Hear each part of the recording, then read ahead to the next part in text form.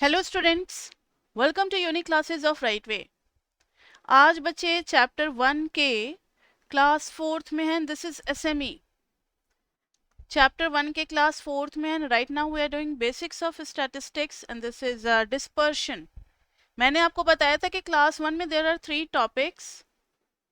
One is averages, that we have already done. Second topic is dispersion. So today we are going to start the second topic, and third topic will be skewness, moment and kurtosis. So second topic we are going to start, that is dispersion. ध्यान से देखो, आखिर हमें क्या जरूरत पड़ गई dispersion पढ़ने की? क्या एवरेज से हमारा काम नहीं चल सकता? ध्यान से सुनो। मान लो कि ये एक कोई डिस्ट्रीब्यूशन है ए का, average is this one and the values are like this. दूसरा है डिस्ट्रीब्यूशन बी का, just a minute. Average is this one and the values are very close to this and the values here are scattered very far away. So in both the distribution you can see that the values are going either on this side or on this side. Limit is fixed, कितना ही से यहीं तक very करेगा. यहाँ पर देखो ना, range ज्यादा हो गया.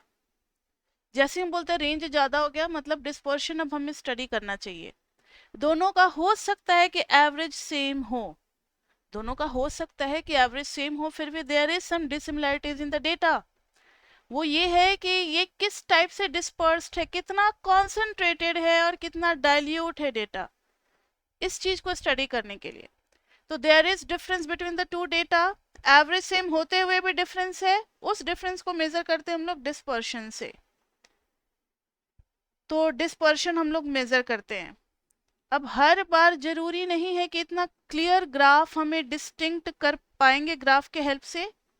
इतना क्लियरली हर क्वेश्चन में ग्राफ में हम लोग डिफरेंशिएट कर पाएंगे बिटवीन टू डिस्ट्रीब्यूशन, ऐसा पॉसिबल नहीं है. मान लो अगर दोनों का सेम हुआ, तब तो आप बस चुपचाप से बैठे रह जाओगे, कुछ कह ही नहीं पाओगे कि क्या किस में ज्यादा है किस में कम है. तो हर चीज को ग्राफिकली कंपेयर नहीं किया जा सकता. तब हम मैथमेटिकल वैल्यूज पे भरोसा करते, then we rely upon the mathematical measures, mathematical values. इसलिए नेक्स्ट टॉपिक का नाम है measures of dispersion. Measures of dispersion. और इसमें मैंने आपको लास्ट क्लास में ही बता दिया था कि there are 5 topics we have to do. First one is range. यहां फिर से एक बार देख लो, रेंज करना है, क्वार्टाइल डेविएशन करना है, मीन डेविएशन करना है, स्टैंडर्ड डेविएशन वेरिएंस करना है एंड सीवी करना है. There are 5 topics. पहला टॉपिक तो बिल्कुल इजी है, मतलब क्लास 1 के बच्चे को भी दे दिया जाए और समझा दिया जाए, वो भी हर डेटा का रेंज निकाल देगा. That is very easy, very very very easy. तो चलो पहला टॉपिक हम लोग शुरू करते हैं, रेंज. रेंज का मतलब है बच्चे बहुत ही simple, largest minus smallest data. Simply largest minus smallest. अब देखो ना, इंडिविजुअल, डिस्क्रीट और कॉन्टिन्यूअस में कितना इजी होगा निकालना. इंडिविजुअल में अगर x है 2 3 7 12, तो रेंज कितना आ जाएगा? 12 माइनस 2 10. सिंपल. डिस्क्रीट में हो गया x और f 2 3 7 9. This is 20 15 17 32. Now tell me which one is largest value?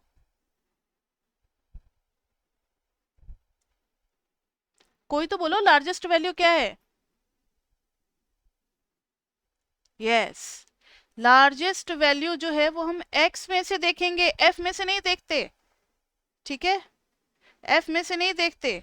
ये नहीं कि 32 बड़ा है इसलिए 9. 9 सबसे बड़ी वैल्यू x में figure wise and 2. So range will be 9 minus 2, that is 7. We have nothing to do with the frequency. Next is continuous. Continuous में बच्चे क्लास होंगे एंड फ्रीक्वेंसी होगी.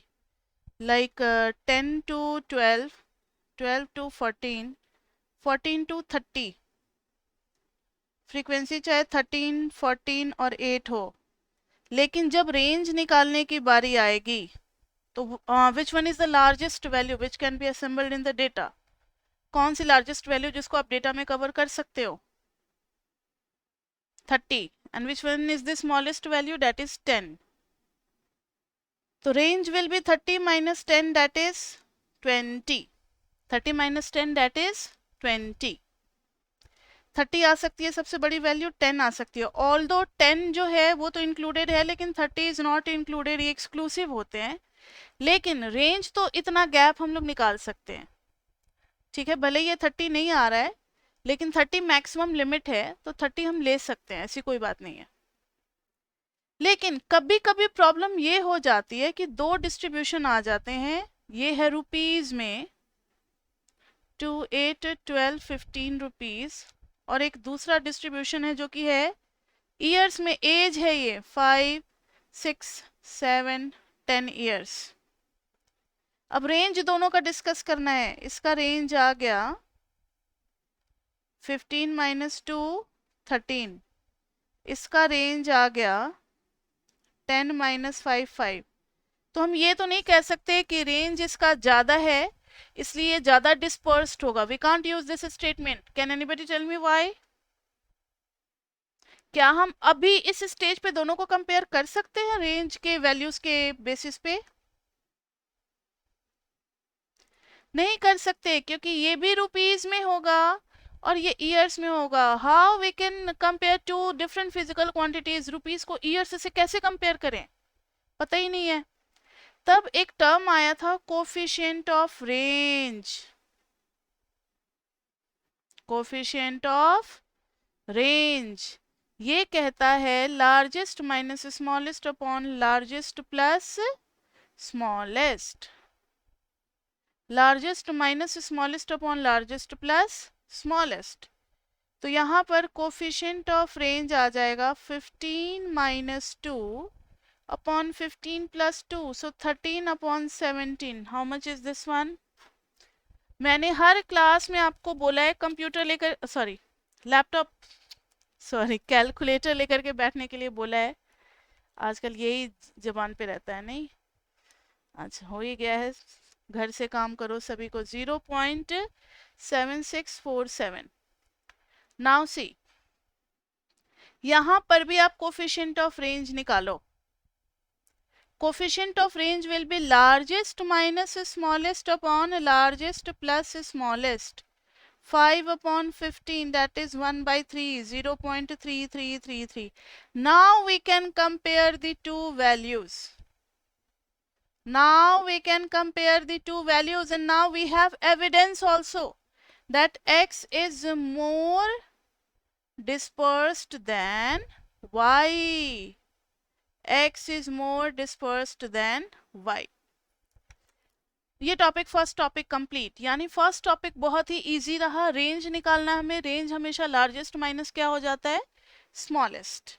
जब दो अलग अलग टाइप की क्वांटिटीज होगी जिनको कंपेयर करना पॉसिबल ही नहीं है, there is no logical meaning of comparing these two quantities, then we take coefficient of range. And in क्यों कोफिशिएंट ऑफ रेंज में क्या होता है ना कि ऊपर भी रुपीज आता है, नीचे भी रुपीज आता है, कैंसिल। यहाँ भी ईयर्स आएगा, यहाँ भी ईयर्स आएगा, कैंसिल रहेगा ही नहीं। So this is free of unit of measurement and only a numerical value which is always lying between 0 and 1. So we can compare these two fraction values and then we have evidence also to tell which one is more dispersed. Okay? तो range खत्म हो गया। Next तो और भी easy है। Next is quartile deviation. मैंने आपको फर्स्ट टॉपिक में, yes, क्या हुआ? मेरी आवाज नहीं गई क्या? देखो, डिस्पर्शन का यूज ये होता है, जब हम लोग स्टैंडर्ड डिवीजन पढ़ लेंगे ना, तब एक चीज जानेंगे कि अगर एवरेज इतना है, 100 है, मान लो अगर आप मेरे सेंटर तक आते हो और रोज आपका ऑन एन एवरेज 100 रुपीज खर्च हो जाता है अपने पीजी से मेरे सेंटर तक आने में, सपोज करो, ठीक है, तो क्या आप 100 रुपीज़ ही पॉकेट मनी लेकर के रोज निकलोगे घर से? हो सकता है किसी दिन आप रश में हो तो आपको प्राइवेट कैब करना पड़ जाए, या कुछ दूर जो आप पैदल चलते थे वो भी आपको रिक्शा करना पड़ जाए, तो 120 भी हो सकता है, 140 भी हो सकता है। किसी दिन भूख लग जाए रास्ते में कुछ, 200 भी हो सकता है। किसी दिन आपको फ्रेंड मिल गया, वो 100 आपके बच गए। तो मीन के बेसिस पे 100% डेटा कवरेज के लिए what should be the upper limit and what should be the lower limit? तो 99.7% डेटा कवरेज के लिए मीन में अगर 3 टाइम्स स्टैंडर्ड डिविएशन ऐड कर दो तो ये अपर लिमिट दे देता है, और मीन में अगर 3 टाइम्स स्टैंडर्ड डिविएशन माइनस कर दो तो ये लोअर लिमिट दे देता है।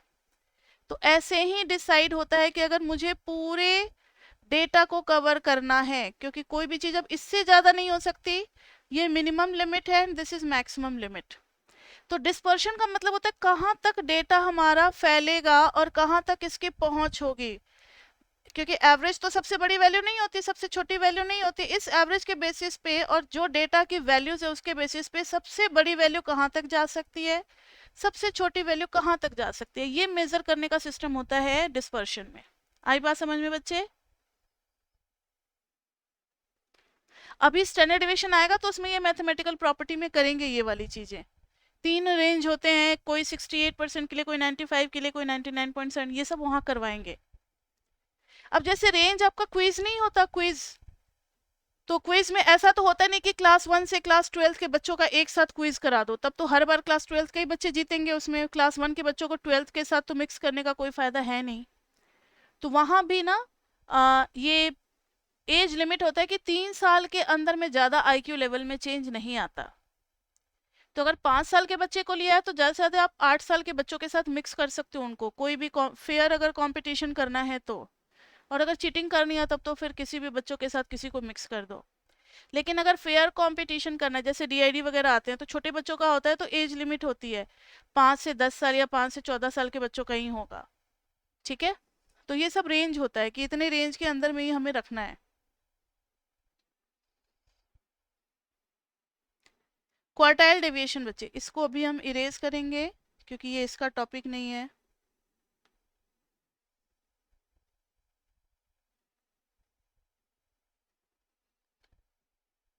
Quartile deviation is second topic.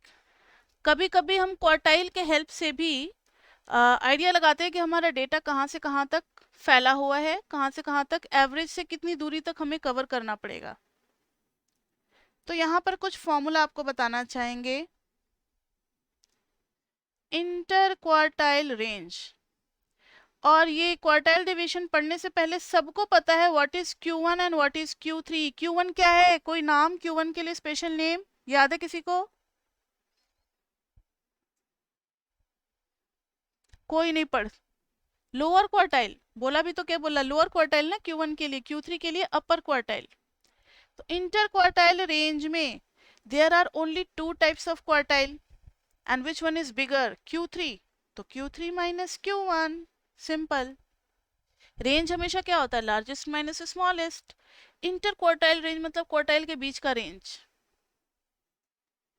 Semi quartile range, अब देखो सेमी वर्ड लग गया, सेमी का मतलब क्या होता है, हाफ। सेमी का मतलब क्या होता है, हाफ।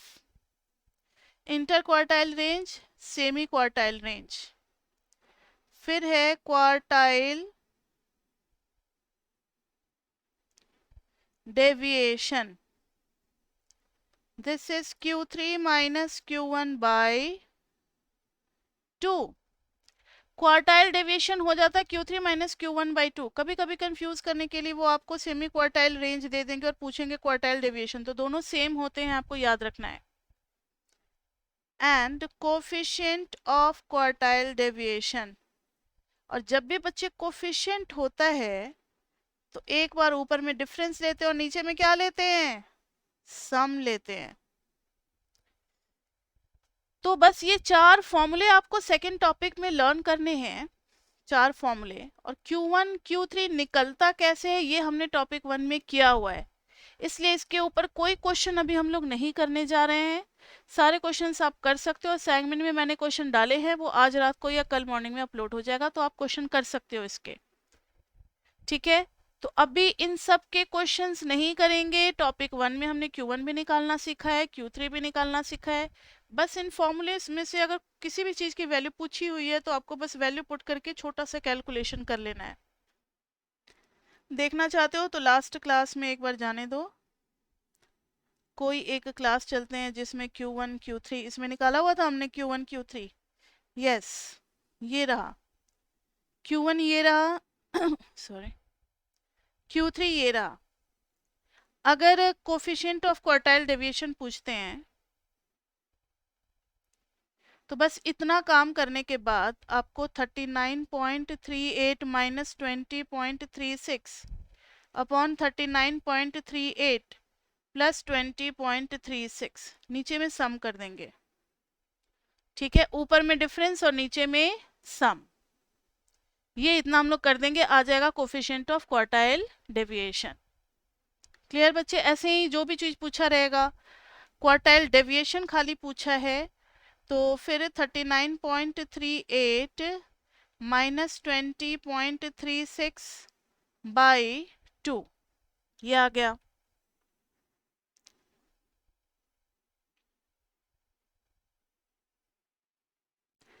तो इसलिए इसका क्वेश्चन अभी नहीं करा रहे हैं।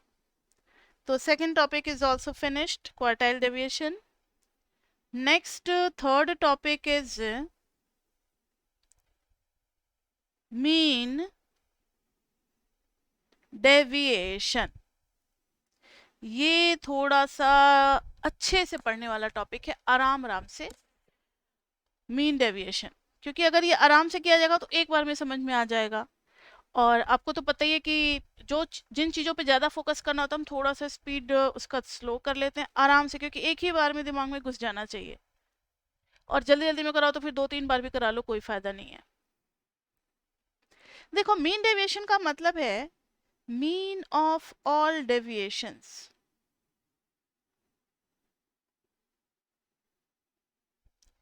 मीन डेविएशन भी 3 टाइप के होते हैं। 3 एवरेज हमने पढ़ रखे हैं ना, मीन, मीडियन एंड मोड। तो मीन डेविएशन भी 3 टाइप के होते हैं। पहला है mean deviation about mean, mean deviation about mean. Next one is mean deviation about median, क्योंकि 3 एवरेज पढ़े हैं तो तीनों के अबाउट निकालने का होगा। Mean deviation about mode, mean deviation about mean, mean deviation about median, mean deviation about mode. अब यहां ध्यान दो, मीन डेविएशन का फॉर्मूला बहुत ही सिंपल है। इंडिविजुअल में देयर इज नो एफ, तो समेशन ऑफ डेविएशन हमने एक्स मीन से लिया, मॉड किया और एन से डिवाइड कर दिया, यानी x माइनस एक्स मीन लिया, उसका मॉडुलस कर दिया, n से डिवाइड कर दिया, ये मीन डेविएशन आ गया। ये इंडिविजुअल में है, इंडिविजुअल में। वैसे ही यहां मीन डेविएशन करेंगे तो ये आ जाएगा x माइनस मीडियन अपॉन में n। यहां पर आ जाएगा मीन डेविएशन। एक चीज आप देख रहे हो, मैंने एब्सोल्यूट वैल्यू फंक्शन यूज किया है, मैंने स्टाइल नहीं मारा है। ये एब्सोल्यूट वैल्यू फंक्शन है, मतलब नेगेटिव डेविएशन नहीं लेना, सबको पॉजिटिव बना देना है। तो this will be summation x minus mode upon n। ये तीनों ही फॉर्मूले हमारे इंडिविजुअल के थे। अब आ जाते हैं डिस्क्रीट में। तो डिस्क्रीट में बच्चे आपको पता है कि f भी होते हैं, तो f को समेशन लेने से पहले चीजों को ना f के साथ मल्टीप्लाई करना होता है। यहां पर मीन डेविएशन करेंगे तो summation f into x minus median upon summation f। यहां मीन डेविएशन करेंगे तो summation f into x minus mode upon summation f। और जब कॉन्टिन्यूअस होगा तो अगर कॉन्टिन्यूअस में अगर आपने डिवाइड किया है h से, डिवाइड किया है तो ही ये ऑप्शनल है, अगर नहीं डिवाइड किया है तो फिर मल्टीप्लाई करने की जरूरत नहीं है। अगर डिवाइड किया है तो ही मल्टीप्लाई करेंगे, अदरवाइज नहीं करेंगे। अगर आपने इसको h से डिवाइड किया है यानी क्लास हाइट से, तो ही आपको h से मल्टीप्लाई करना है।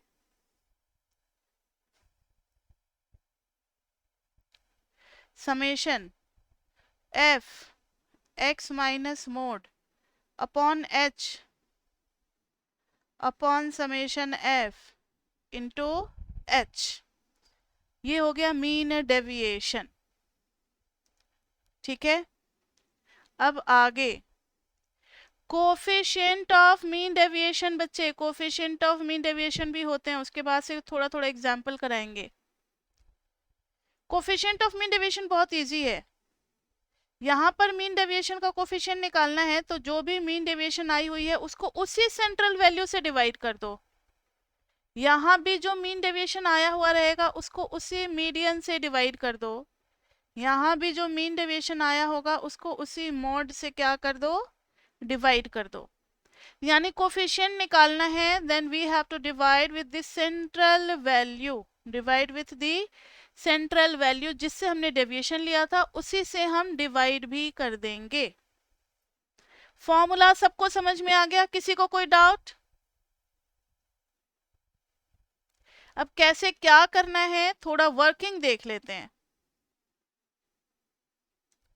वर्किंग कि कैसे हमें निकालना है, सिर्फ फॉर्मूला देख करके तो आइडिया नहीं लगता ना, तो इंडिविजुअल में देखते हैं तीनों। इंडिविजुअल में मान लो x अगर दिया हुआ है तो हम सबसे पहले समेशन x निकालेंगे, तो फिर मीन निकल आएगा summation x by n. Mean आने के बाद x माइनस एक्स मीन, और साथ ही साथ उसका मॉड भी ले लेंगे, लाइक 1 2 3, तो 3 2 5 6 by 3 is equal to 2। 1 minus 2 हो जाता है -1, लेकिन डेविएशन का मॉड लेंगे तो 1। 2 माइनस 2 0, 3 माइनस 2 1, 2 आएगा। अब 0 नहीं आएगा समेशन, क्योंकि मॉडुलस लगा हुआ है। बच्चे ये 0 नहीं आएगा क्योंकि मॉडुलस लगा हुआ है। अब आप जब मीन डेविएशन निकालोगे तो summation of x minus x mean upon n यानी 2 बाई 3 0.67, और जब कोफिशिएंट निकालोगे कोफिशिएंट ऑफ मीन डेविएशन तो यह आ जाएगा 0.67 by mean, mean is 2, 0.67 divided by 2, 0.335। समझ में आ गया ना इंडिविजुअल में? अबाउट मीन, अबाउट मीडियन होगा तो x का अरेंज करेंगे, कोई ना कोई एक मीडियन निकल ही आएगा। फिर हम x माइनस मीडियन निकाल करके मॉड करेंगे, फिर उसका समेशन करेंगे, और फिर मीन डेविएशन आ जाएगा summation x minus median upon n, और coefficient will be equal to mean deviation about median. आ रहा है ना समझ में?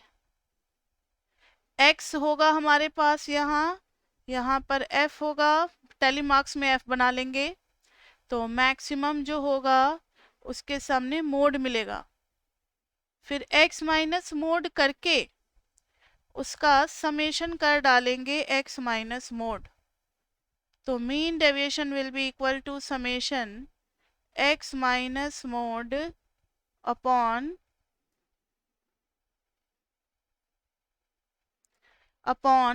n, and coefficient is mean deviation about mode। ये इंडिविजुअल का हो गया। अगर इंडिविजुअल का आ गया समझ में तो डिस्क्रीट भी आ जाएगा समझ में, बस उसमें f से मल्टीप्लाई कर देना है, एक एडिशनल वर्किंग ये करना है। पहले इसमें बताओ किसी को कोई प्रॉब्लम इंडिविजुअल में मीन डेविएशन निकालते वक्त? असाइनमेंट में मैंने क्वेश्चन दे रखे हैं, आपको करने का काफी अच्छा मौका मिलेगा, इसलिए आप घबराओ मत। इंडिविजुअल आ गया समझ में सभी को? ठीक है, तो इंडिविजुअल के बाद बढ़ते हैं डिस्क्रीट पे। तो डिस्क्रीट में बच्चे कुछ सोचना ही नहीं है, एक्स और एफ हमें दिया होगा, है ना। अबाउट मीन के लिए आपको पता है कि एफ इंटू एक्स का निकाल करके समेशन निकालते हैं, F x summation F. Mean क्या आ जाता है, summation F x by summation F. और फिर हम लोग करते हैं एक्स माइनस एक्स मीन का मॉड, और फिर उसको मल्टीप्लाई करेंगे F into x minus x mean. तब यहाँ सम करेंगे, देखो कब कब क्या करना है, और फिर मीन डेविएशन आ जाएगा summation of f into x minus x mean by summation f. Coefficient of mean deviation will be equal to mean deviation about mean. ये हो गया अबाउट मीन। अबाउट मीडियन के लिए आपको पता है बच्चे, एक्स और एफ दिया होगा, सी एफ करके फिर n प्लस 1/2 करके वहां से हमें मीडियन का पता लग जाएगा। फिर वही चीज x माइनस मीडियन का मॉड ले लेंगे, फिर f into x minus median कर देंगे मॉड, यहाँ मिल जाएगा summation f into x minus median. फिर मीन डेविएशन निकालना है तो summation f x minus median का जो समेशन निकाला है उस वैल्यू को समेशन f से डिवाइड कर देंगे। Coefficient will be equal to mean deviation about median. About mode करेंगे तो x है f है, आपको पता है ना, जो मैक्सिमम आएगा उससे ऊपर। अच्छा ये क्लास थोड़ी है, मतलब कॉन्टिन्यूस थोड़ी है, डिस्क्रीट है ना, तो दिस विल बी मोड। तब हम यहाँ कर देंगे x माइनस मोड, और यहाँ कर देंगे f into x minus mode, यहाँ आ जाएगा summation f x minus mode. Mean deviation will be equal to summation f into x minus mode upon summation f। Coefficient of mean deviation will be equal to mean deviation about mode, mean deviation about mode. Clear? Discrete में भी आ गया समझ में, question मिलेगा तो आप कर ही लोगे, यही वर्किंग उसमें करना है, बस थोड़ी सी वैल्यूज पुट वगैरह करनी होगी। क्लियर बच्चे डिस्क्रीट में सभी को? अब आ जाओ कॉन्टिन्यूअस में। कॉन्टिन्यूअस में अबाउट मीन, क्योंकि इतने जगह में हो नहीं पाएगा तीनों, इसलिए थोड़ा सा फैला फैला करके लिखना होगा। अबाउट मीन तो हमें क्लास दिया होगा, f दिया होगा, हम क्लास मार्क निकालेंगे मिड वैल्यू ना, उसके बाद से fx निकाल करके सम करेंगे, समेशन fx समेशन f, तब जा करके हमें मीन मिलेगा, summation fx by summation f। उसके बाद से मॉड में x माइनस एक्स मीन करेंगे, उसके बाद से f into x minus x mean करेंगे, फिर यहाँ पर सम कर देंगे f into x minus x mean. अब इन सब के दौरान मैंने h से डिवाइड नहीं किया है, अगर आप चाहते तो आप h से भी डिवाइड कर सकते थे, यहाँ पर ऑप्शनल है।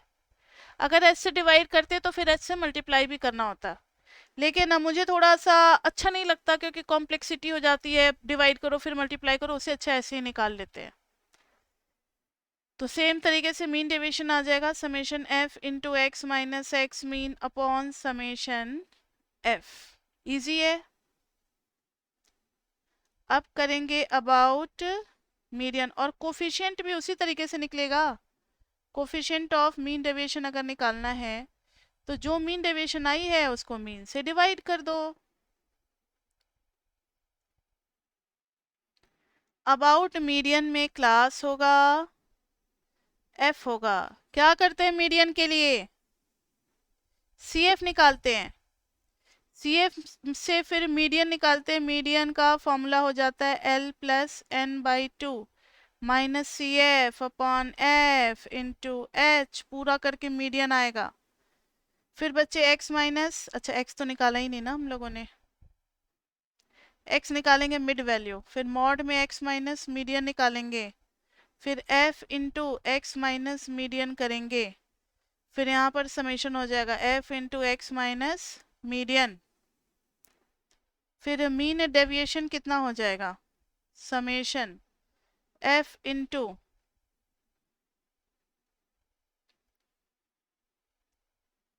X minus median upon summation f, coefficient of mean deviation will be equal to mean deviation upon mean। about mean हो गया ये, अब है about mode।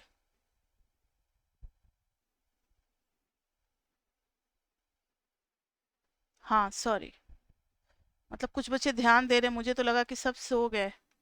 चलो mean deviation about upon median। अब about mode चलते हैं। ये ना वर्किंग इसको कहते हैं जिसमें एक्चुअली हम वैल्यूज पुट नहीं करते लेकिन मेन आउटलाइन समझ लेते हैं। क्लास दी होगी, फ्रीक्वेंसी दी होगी, मोड के लिए क्या करते हैं जल्दी बताओ, मैक्सिमम।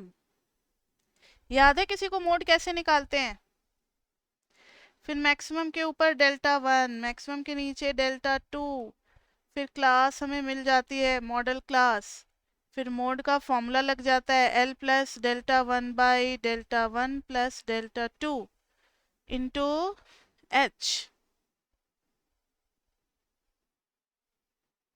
ठीक है, अब x निकालेंगे मिड वैल्यू करके, फिर x माइनस मोड करेंगे, उसके बाद से f into x minus mode करेंगे, यहाँ पर हमें मिल जाएगा f into x minus mode. उसके बाद से मीन डेविएशन हो जाएगा summation f into x minus mode upon summation f, जो यहाँ पर समेशन f आया होगा वो, और फिर कोफिशिएंट चाहिए तो mean deviation about mode. Clear बच्चे, सारे प्रोसेस हो गए। 9 मेथड हमने देख लिए, 3 इंडिविजुअल में अबाउट मीन मीडियन मोड, फिर 3 डिस्क्रीट में अबाउट मीन मीडियन मोड, और फिर 3 कॉन्टिन्यूअस में मीन मीडियन एंड मोड।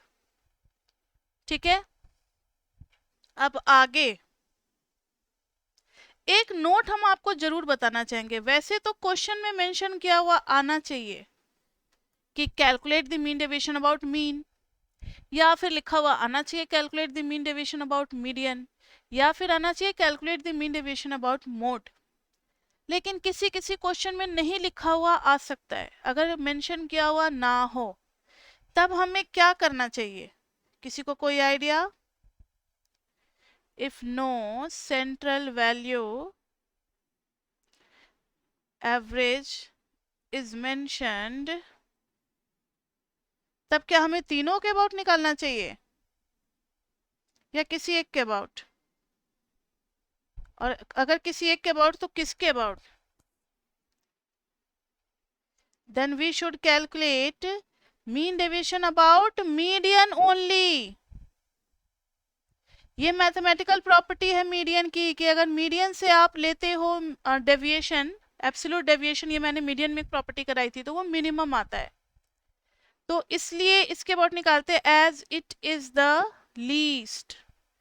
क्योंकि जब हम एक ही क्वेश्चन में अगर अबाउट मीन निकालें, अबाउट मीडियन निकालें एंड अबाउट मोड निकालें, तो तीनों में से सबसे छोटी वैल्यू अबाउट मीडियन वाली आएगी, इसलिए हम अबाउट मीडियन को प्रेफर करते हैं। और ऐसा मैंने क्वेश्चन असाइनमेंट में दिया हुआ है कि उसमें सीधा लिख दिया हुआ है calculate the mean deviation and coefficient of mean deviation, मैंने कुछ नहीं लिखा अबाउट मीन मीडियन मोड।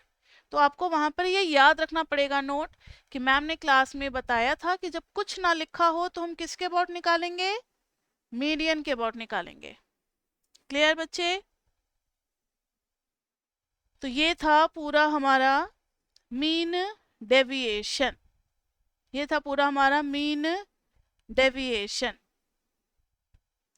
एक क्वेश्चन करोगे क्या इस पे, तब तक ब्रेक भी हो जाएगा। क्योंकि स्टैंडर्ड डेविएशन में भी कुछ ऐसा ही लंबा चौड़ा फॉर्मूला आने वाला है।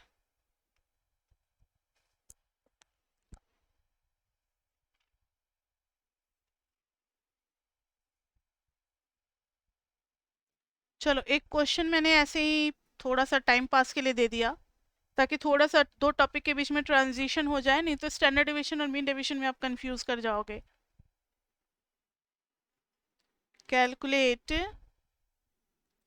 Mean deviation of the following observation.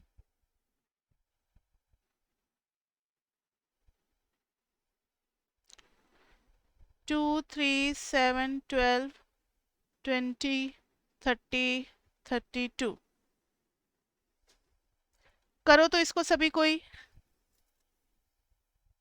तो बच्चे आप लोगों ने इस क्वेश्चन को ट्राई कर लिया, किसी का कोई आंसर आया?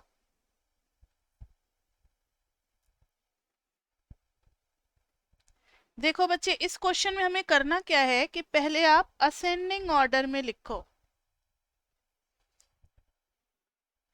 Ascending order.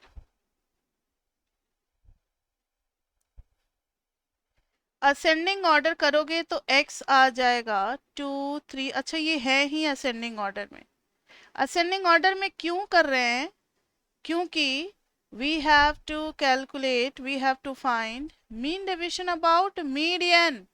क्योंकि कुछ नहीं दिया है तो हम किसके अबाउट निकालेंगे? अबाउट मीडियन निकालेंगे।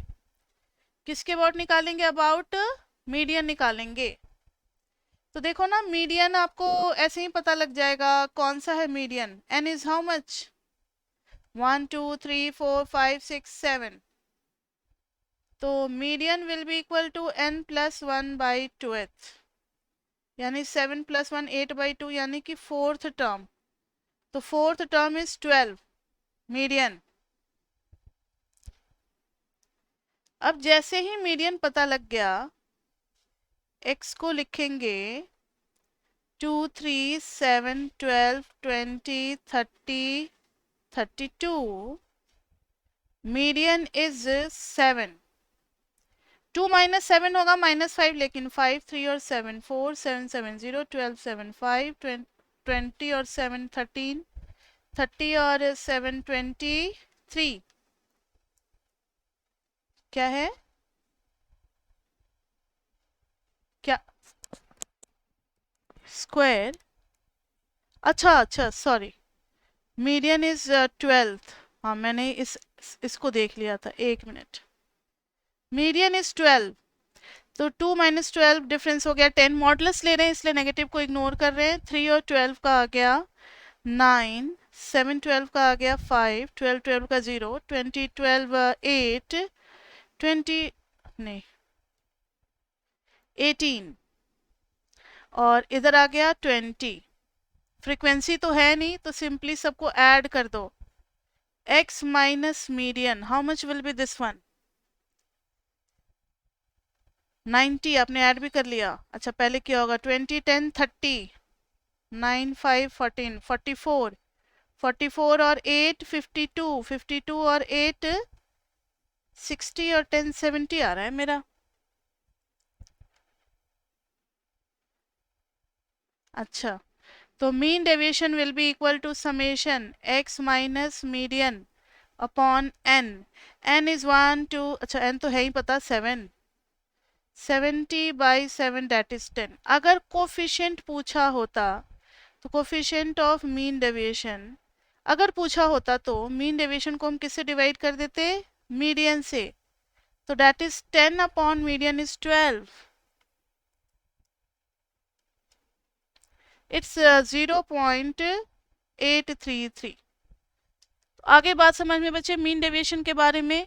तो ये सब तरीका होता है कि डेटा किस तरीके से डिस्पर्स्ड है, एवरेज के पास किस तरीके से सिचुएटेड है, कितना ज्यादा डेंस है, कितना ज्यादा लाइट है या स्पार्स है, फैला हुआ है कितना ज्यादा दूर में, ये सब निकालने का तरीका होता है, कंपेयर करने के लिए यूज किया जाता है।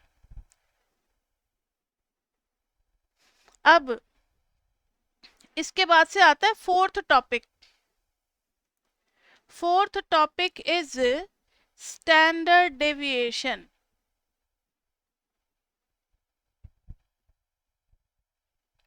Fourth topic is standard division, जिसको हम लोग ऐसे सिग्मा से रिप्रेजेंट करते हैं, सिग्मा से, ठीक है, या फिर शॉर्ट फॉर्म में S.D भी लिखते हैं।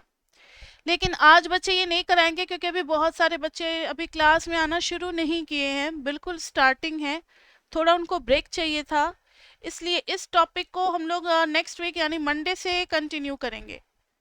क्योंकि आज अगर फॉर्मूला बता भी दे, फॉर्मूला बताने में ही 15 मिनट लग जाएंगे और फिर से उसी फॉर्मूला को नेक्स्ट क्लास में मुझे बताना पड़े क्वेश्चन करने से पहले, तो क्या फ़ायदा। क्योंकि स्टैंडर्ड डिविजन के क्वेश्चंस तो मुझे क्लास में कराने हैं आपको, ये इंपॉर्टेंट टॉपिक है आपके कोर्स के पॉइंट ऑफ व्यू से। ठीक है बच्चे, तो आज कौन सा क्लास था, क्लास नंबर 3 था ना। Next class will be class 4th chapter 1, जिसमें सेकंड टॉपिक का 4th सब टॉपिक करेंगे standard deviation and it's mathematical properties. बहुत बहुत बहुत इंपॉर्टेंट है। फिर सीवी, ये इतना हमारा नेक्स्ट क्लास में कंप्लीट हो जाएगा, तो नेक्स्ट क्लास में हम लोग डिस्पर्शन कंप्लीट कर लेंगे। फिर ट्यूसडे को मोमेंट स्क्यूनेस एंड कर्टोसिस, ये वाला टॉपिक हो जाएगा। उसके बाद से फिर ट्रिम्ड मीन हिस्टोग्राम वगैरह ये सब करेंगे। तो नेक्स्ट वीक में फर्स्ट चैप्टर हमारा कंप्लीट हो जाएगा फ्राइडे तक बहुत अच्छे से। ठीक है बच्चे, उसके बाद से फिर कमिंग वीक में हम लोग असाइनमेंट शुरू कर देंगे चैप्टर 1 का। तो आज के लिए बस इतना ही, फिर मिलते हैं हम लोग नेक्स्ट क्लास में।